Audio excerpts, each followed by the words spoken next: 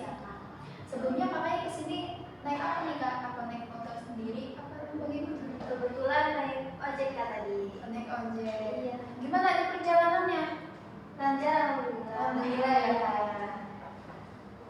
Sebelumnya apakah kakak sudah sarapan? Alhamdulillah udah. Alhamdulillah. Jadi bisa punya semangat yang lebih gitu ya buat konseling kali ini. Benar. Sebelumnya kakak sudah pernah melakukan konseling belum ya? Belum kak, ini baru pertama kali. Oh, baru pertama kali. Iya. Gimana nih kak rasanya pertama kali konseling? Agak sedikit gugup ya. Iya pasti ya, karena ini baru pertama jadi kakak ya gugup terus deg-degan juga ya karena mungkin ini baru pertama kali kontak kak. Jadi kakak tenang aja, nggak usah gugup kak. Jadi enjoy aja mas saya. Baik, karena ini pertama kali kakak konseling, jadi saya akan menjelaskan dulu nih apa itu konseling. Jadi konseling individual itu adalah proses tatap muka antara konselor. Nah, di sini saya sebagai konselornya kak dan klien. Nah, kliennya itu kakak sendiri. Itu untuk membantu kakaknya untuk menuju perubahan yang lebih positif lagi kak. Saya akan menjelaskan 5 asas dalam konseling ya kak. Yang pertama itu ada asas kerahasiaan, yaitu kakaknya bisa cerita apa aja ke saya tanpa takut saya mengumbar atau menyebarkan cerita kakak. Jadi cerita kakak ini bersifat rahasia dan saya tentunya akan menjaganya. Nah, yang kedua itu ada asas keterbukaan, yaitu kakaknya bisa cerita apa aja bebas ya. Apa yang sedang kakak rasain gitu sekarang. Bisa terbuka aja gitu ya kak, jangan ada yang ditutup-tutupin atau apa gitu. Yang ketiga itu ada asas kesukarelaan, yaitu kakaknya datang dengan sukarela ya kak, tanpa ada paksaan dari orang lain. Sebelumnya kakak ini ada paksaan nggak dari orang lain? Tidak sama sekali. Ya. Tidak ada paksaan. Nah, yang keempat ini ada asas kekinian. Jadi masalah yang kakak ceritakan ke saya itu masalah yang sedang kakak alami sekarang, bukan yang sebelum-sebelumnya atau 10 tahun yang lalu gitu. Jadi masalah yang sedang kakak alami sekarang. Nah, yang terakhir itu ada asas kemandirian kak, dimana saya sebagai konselor akan membantu kakak untuk memecahkan atau mencari solusi gitu. Nah, tapi nanti kakaknya yang akan menentukan gitu. Jadi saya cuma akan membantu kakaknya. Baik, sebelumnya kak, perkenalkan saya Silvi Indriani. Saya salah satu konselor di sini yang akan membantu kakak dan mendengarkan masalah-masalah. Nah, selanjutnya biar lebih tenang dan kakaknya nggak tegang, kita akan melakukan relaksasi terlebih dahulu ya kak ya, agar kakaknya merasa lebih rileks. Boleh kakak ikutin saya instruksi saya ya kak ya. Kita tarik nafas lebih dulu ya kak ya. Tarik nafas. Buang. Boleh sekali lagi. Tarik nafas. Buang. Apakah lebih rileks kan? Alhamdulillah ya kak ya. Jadi kita bisa melanjutkan ke tahap berikutnya. Baik kak, sebelum kita mulai ke tahap inti, alangkah baiknya kita berdoa terlebih dahulu ya agar dimudahkan sesi konseling kita kali ini. Berdoa dimulai.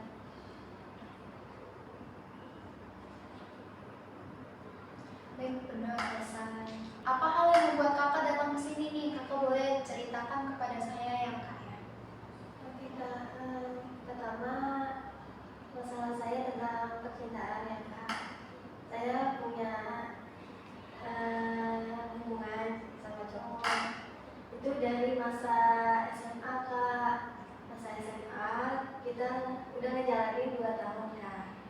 Awalnya emang ada janjian buat kuliah di satu kota yang sama, ya kota Serang kak. Terus kita sama-sama tes UTBK kak. Saya emang ada punya impian buat kuliahnya di Bogor, tepatnya di kampus IPB kak. Dan ya pilihan pas saya UTBK itu saya milih Untirta karena emang ada janjian sama dia sama IPB kak. Dan alhamdulillahnya waktu UTBK tes saya diterima di IPB kak, dia di Untirta. Tapi karena kita punya janji, akhirnya saya kayak nyoba lagi gitu, nyoba lagi buat tes UMPTKIN ngambil UIN Serang karena kan masih sama Serang dan juga dekat jaraknya. Akhirnya saya ikut tes lagi, saya lepas impian IPB saya kayak gitu Kak, buat apa namanya, buat kuliah satu kota sama dia, karena semua janji-janji dia tuh kayak bakal kuliah bareng, ini segala macam. Saya yakinin orang tua saya, dia juga meyakinin orang tua saya juga. Akhirnya kita kuliah. Awal-awal emang berjalan lancar, kali masih peduli, masih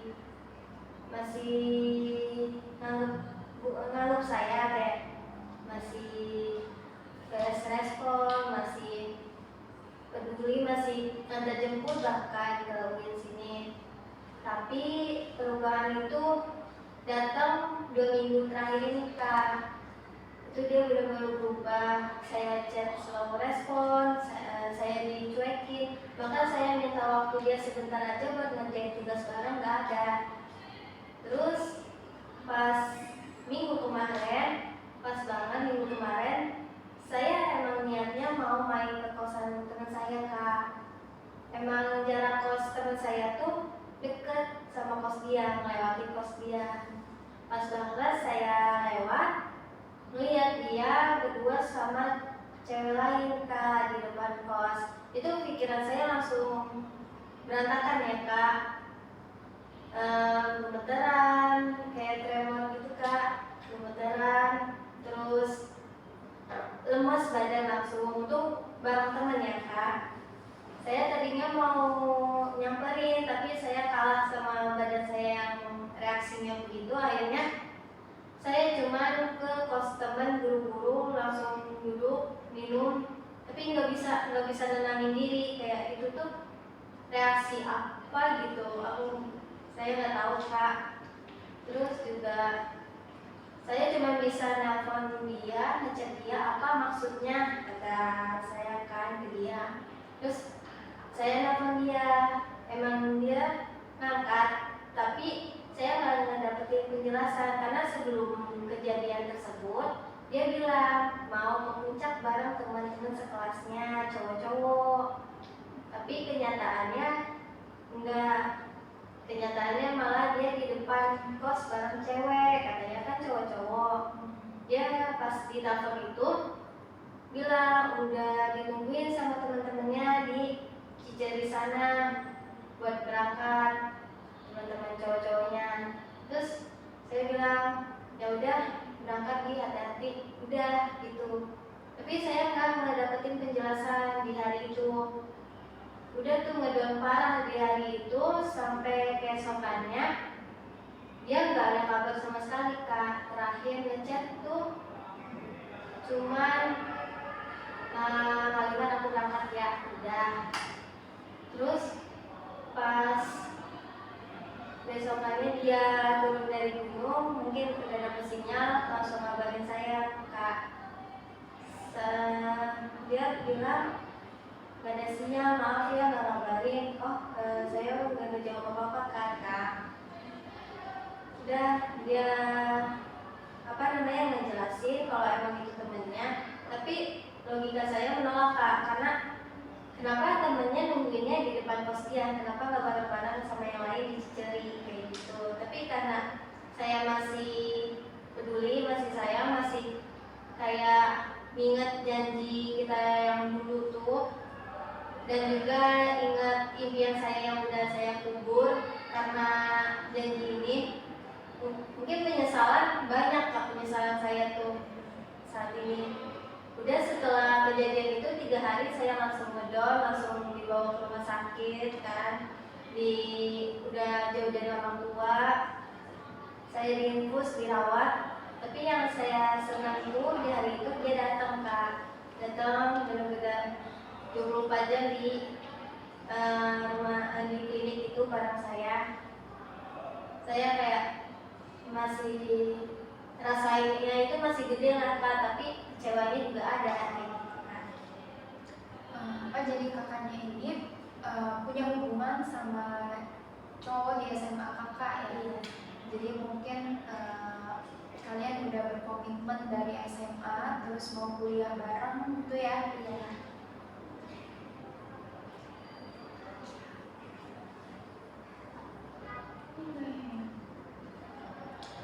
Terus juga tiba-tiba sifat dia itu berubah gitu ya. Iya.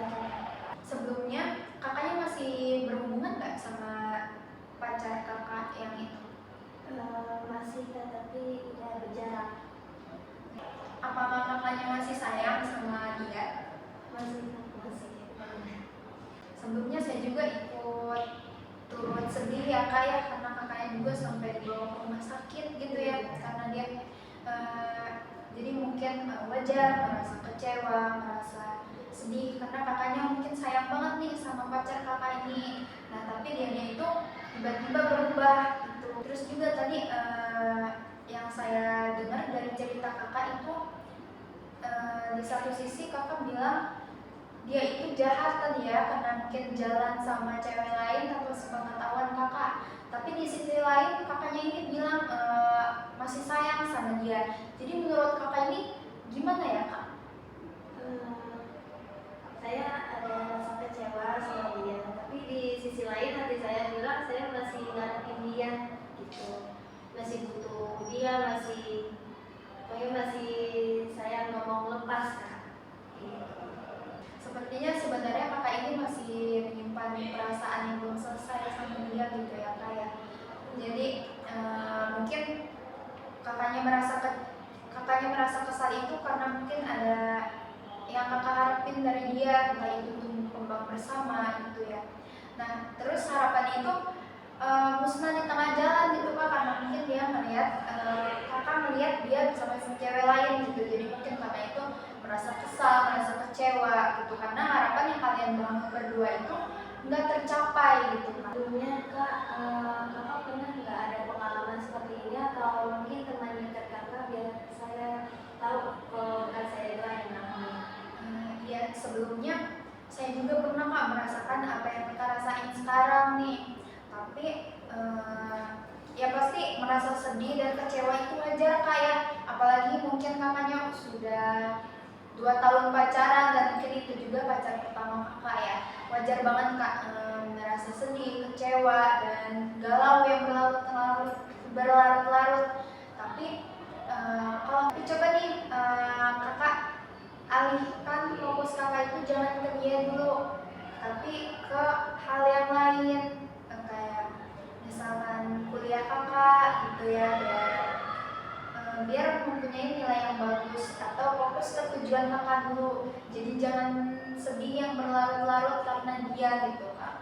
Ya kak, saya mau nanya gimana rasanya ngilangin rasa kecewa terhadap dia, karena kan pertama saya udah lulus di UTBK Bogor IPB, tapi saya gugur gara-gara emang janji sama dia yang harus saya tepatin. Akhirnya saya pindah ke Serang dan dapat ini. Gimana ya kak? Karena kecewanya itu berat banget kak. Kalau menurut saya pribadi ya kak ya, mungkin kakaknya itu bisa dengan pelan-pelan jangan berpacu ke dia gitu. Kayak misalkan kakak bisa alihkan fokus kakak dulu ke yang tadi, entah itu bermain bersama teman-teman kakak gitu yang dia ngilangin rasa sedih dan kecewa kakak sama pacar kakak yang ini gitu. Terus juga kakaknya jangan ya berarti kakaknya ini mungkin lagi merasa kecewa dan kesal mungkin ya karena pacar kakak itu ya.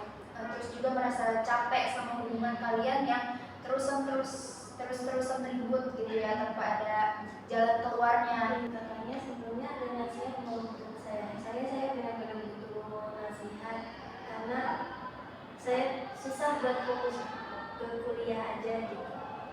Ya kalau menurut nasihat dari saya kayak kakaknya itu mungkin harus lebih banyak main lagi sama teman kakak gitu ya, biar kayak lebih bahagia lagi, terus juga lupa gitu sama hal-hal yang bisa nyakitin kakak dan merusak masa depan kakak gitu. Jadi kakaknya jangan berlarut-larut sedihnya. Jadi kayak mungkin bisa fokus dulu ke tujuan kakak yang sedang kakak ingin tuju. Misalnya kuliah, kakak ingin mendapatkan nilai yang bagus. Nah, kakak kejar itu. Jadi jangan berpacu ke pacar kakak yang sebelumnya gitu kak. Baik Kak, dari semua hal yang tadi kakak ceritakan, apa sih hal yang pengen kakak ubah lebih dulu gitu dalam diri kakak? Ya, saya akan ubah lebih bergaul lagi sama teman karena keceriaan saya itu penting dalam kuliah kan. Saya harus fokus kuliah lagi walaupun memang ada penyesalan, tapi saya ubah lagi mindset buat di Serang ini, buat kuliah di ini. Saya harus lebih fokus lagi dan juga lebih ngejar apa yang saya inginkan. Wah, itu langkah yang sangat bagus sekali ya kak, yang akan kakak lakukan nanti, main bersama teman-teman kakak dan lebih fokus lagi belajar gitu ya. Itu udah langkah yang sangat bagus banget kak. Saya percaya kakak bisa melakukannya. Saya ingin berubah kak, saya ingin lebih fokus aja ke kuliah saya tanpa mikirin dia.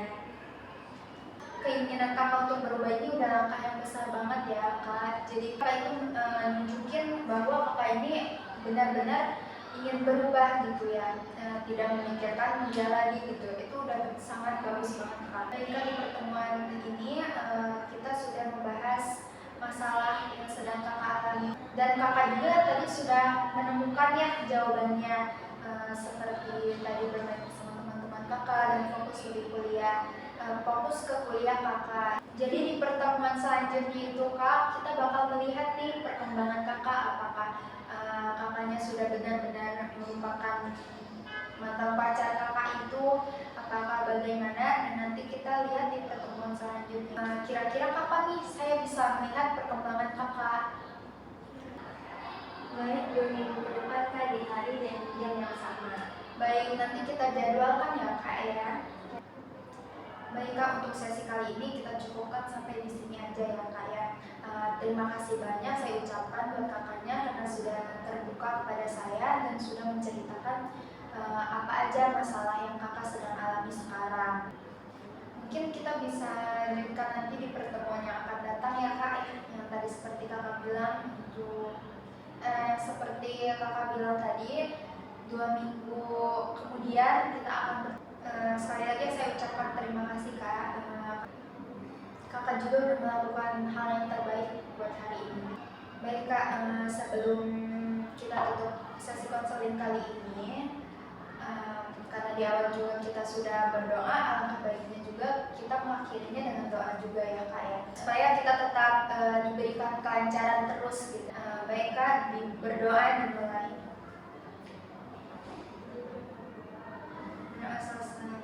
Baik, terima kasih sekali lagi ya kak ya. Terima kasih ya kak atas saran-sarannya dan sudah mendengar cerita saya. Iya kak, sama-sama. Kakaknya juga mungkin ada masalah pernah PTS cerita. Saya juga ucapkan terima kasih kepada kak. Hati-hati di jalan ya kak.